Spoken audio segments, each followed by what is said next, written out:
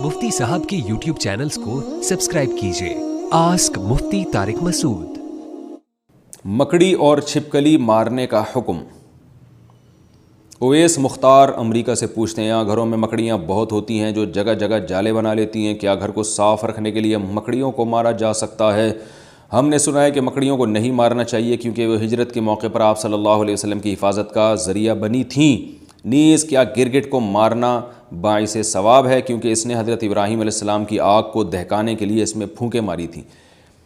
मकड़ियों को मारना तो जायज़ है, उसके नाजायज़ होने की हमारे पास कोई दलील नहीं है। और ज़ाहिर है घर में तंग भी कर रही हैं तो वो तो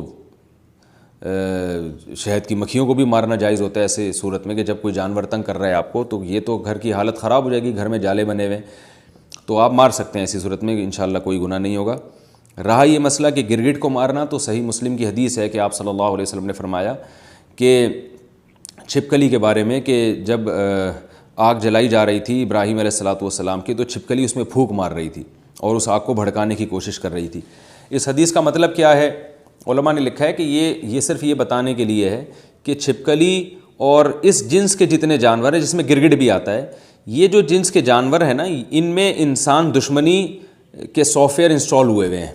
ये इंसान दुश्मन जानवर हैं, यह इनको जब मौका मिलता है इंसान को नुकसान पहुंचाते हैं। तो इसलिए आप सल्लल्लाहु अलैहि वसल्लम ने छिपकली को मारने की तरगीब दी, और गिरगिट का भी वही हुक्म है जो छिपकली का है।